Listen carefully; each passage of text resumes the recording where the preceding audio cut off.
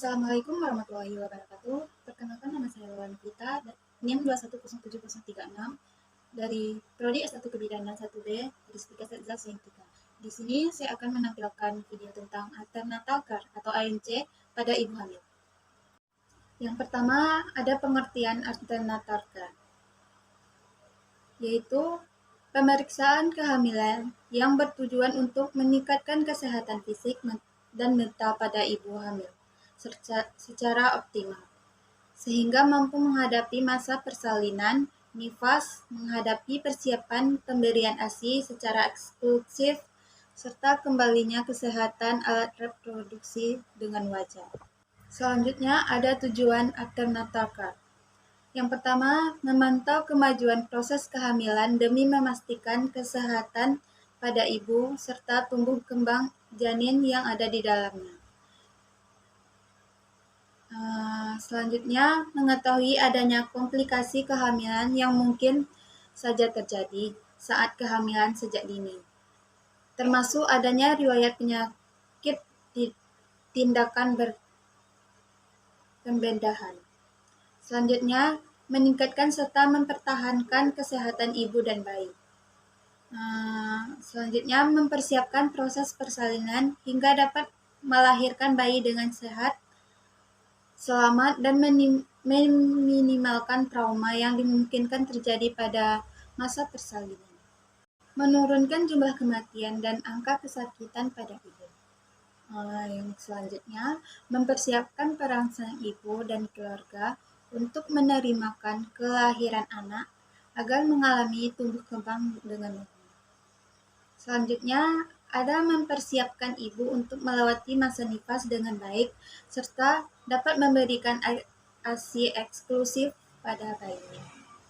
Selanjutnya adalah proses antenatal care yang dikenal dengan nama 10T, yaitu pertama, timbangan berat badan.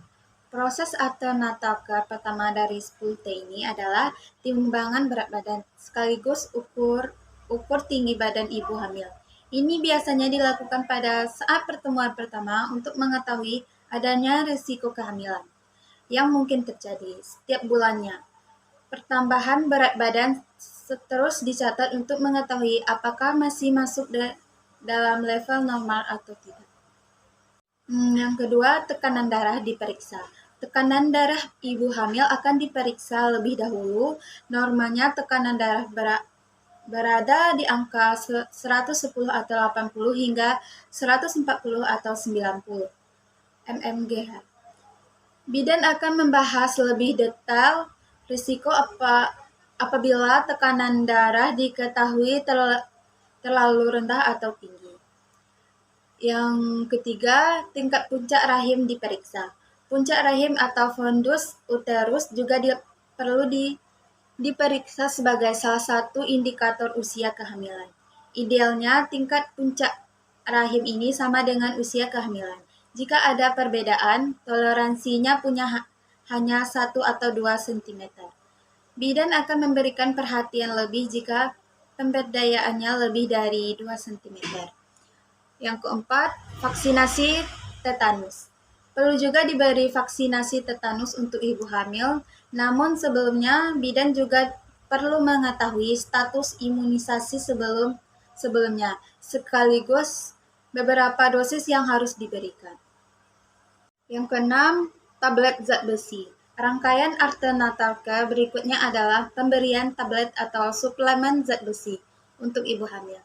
Biasanya bidan juga akan meresepkan beberapa suplemen lain seperti asam folat, kalsium, dan lainnya sesuai kebutuhan dan kondisi ibu.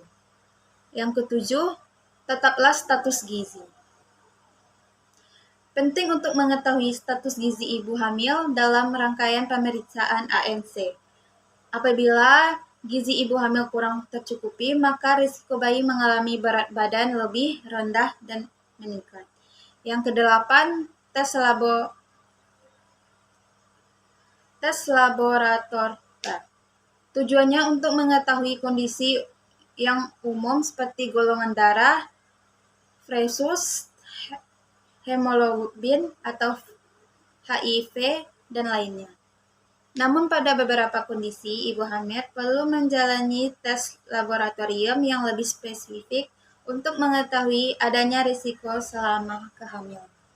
Selanjutnya, yang kesembilan, tentukan denyut jantung janin. Ketika memasuki usia kehamilan 16 minggu, denyut jantung bayi sudah bisa diperiksa. Ini sangat krusial untuk mendeteksi adanya faktor risiko kematian karena cacat bawaan, infeksi, atau gangguan pertumbuhan. Yang ke-10, tetaplah kasus. Bagi ibu hamil dengan risiko tinggi, maka akan adanya tata laksana kasus yang memastikan calon ibu dapat perawatan dan fasilitas kesehatan menandai. Pihak rumah sakit atau bidan akan mendiskusikan operasi dengan ibu.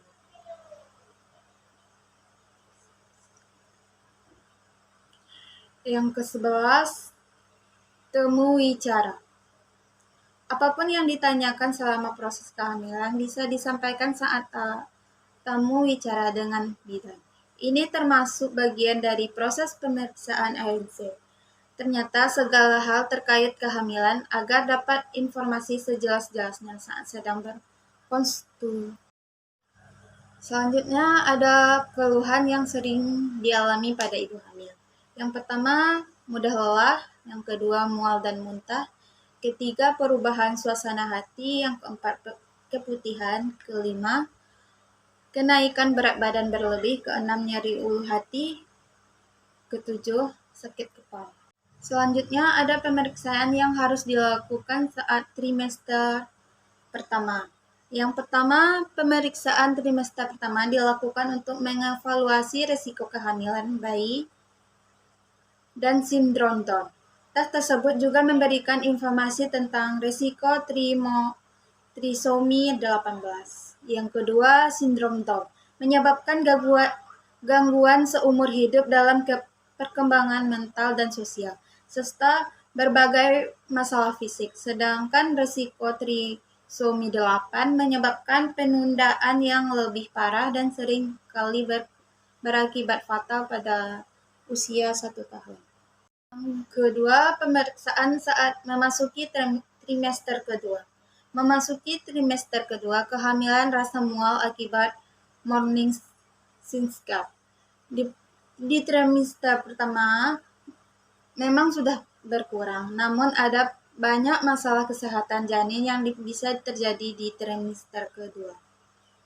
Itulah sebabnya ada beberapa pemeriksaan saat memasuki trimester kedua yang perlu dijalani ibu hamil.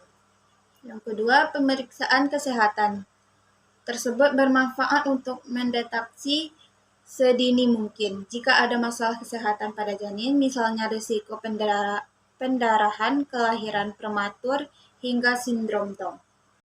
Yang ketiga, pemeriksaan pada kehamilan trimester ketiga. Menjelang hari kelahiran yang sudah semakin dekat, ibu pasti mempunyai rasa deg-degan sekaligus bahagia akan bertemu dengan sang buah hati sebentar lagi. Tapi ibu masih perlu memantaukan kondisi perkembangan bayi dan melakukan pemeriksaan ke bidan kandungan lebih sering di trimester ketiga ini. Sekian, terima kasih.